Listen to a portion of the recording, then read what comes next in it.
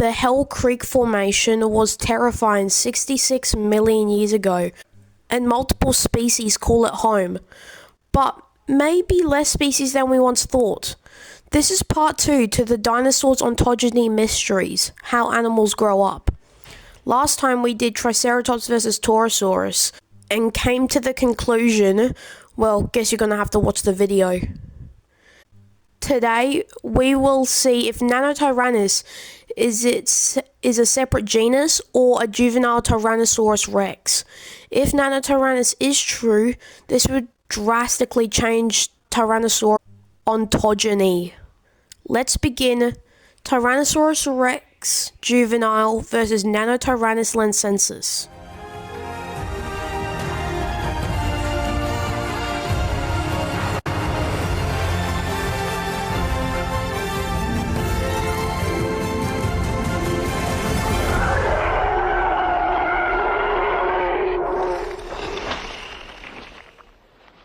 The history of Nanotyrannus is very interesting.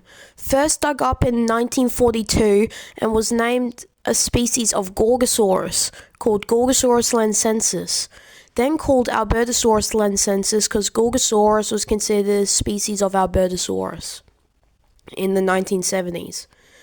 Then in 1988 it was given the name Nanotyrannus, the pygmy tyrant. However, the debate of it being a juvenile T-Rex was brought up in 1999, and it has continued to this very day. So let's break down this debate. There are 4 categories to see if Nanotyrannus is a juvenile T-Rex. Do they live together? Are there adult Nanotyrannus or baby T-Rexes? Are there physical differences? And is it possible for Nanotyrannus to transition to Tyrannosaurus rex? Now let's get started with location and time. Tyrannosaurus has been found across western North America, the US to Canada. 66 million years ago, it was called Laramidia. And Nanotyrannus has less specimens than T-Rex, but Nanotyrannus does overlap with Tyrannosaurus rex. In terms of when they live, Nanotyrannus lived 68 to 66 million years ago, and Tyrannosaurus, the genus, lived 70 to 66 million years ago, including Tyrannosaurus macraensis. And Tyrannosaurus rex lived 68 to 66 million years ago, meaning they did cohabitate, so I'll point to the juvenile rex theory. Now, have we found baby T-Rexes? Well, yes, actually. Meet the baby Bob specimen, a 4-year-old rex. Oh, wait, this is just a reconstruction? Show me the actual fossil. What the fuck? It's a fragment of a skull. It's more robust than Nanotyrannus, if it is a juvenile rex. We do have another young rex, but they haven't been studied yet, like Chomper, the T-Rex. Now, do we have adult Nanotyrannuses? We do. The Bloody Mary specimen from Dueling Dinosaurs fossil shows signs of limited to no growth. This is Bloody Mary compared to an adult T-Rex.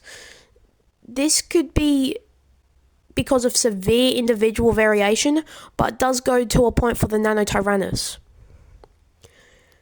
The physical differences are that Nanotyrannus has 15 to 16 maxillary teeth, while T-Rex has 12 to 14 maxillary teeth. Nanotyrannus holds its head on a 25 to 30 degree angle, while T-Rex holds its head up at a 5 to 10 degree angle. Tyrannosaurus rex has 40 to 45 tail vertebrae, while the smaller Nanotyrannus has 35 tail vertebrae. The Nanotyrannus arms dwarf the T-Rex arms. If Nanotyrannus is a juvenile, the arms would have to shrink over time. And the sinus of Nanotyrannus is larger than the sinuses found in T-Rex. And we know the sinuses either stay the same size or get bigger in theropods. These differences give Nanotyrannus the edge.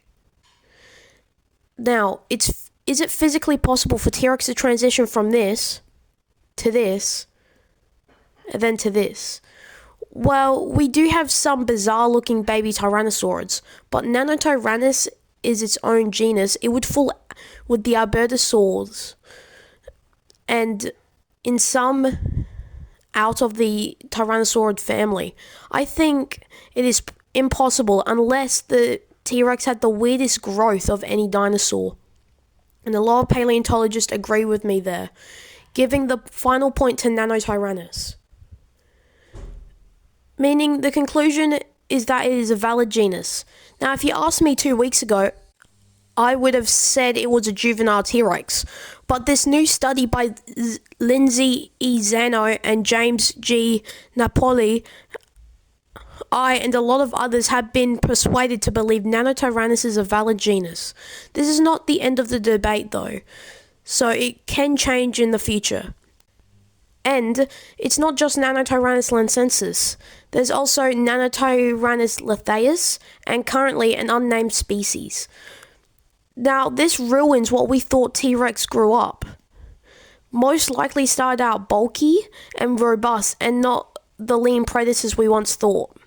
Looks like Nanotyrannus won this battle. Well, not an actual fight. Remember to like, comment, and subscribe, and stay tuned for more paleontology news.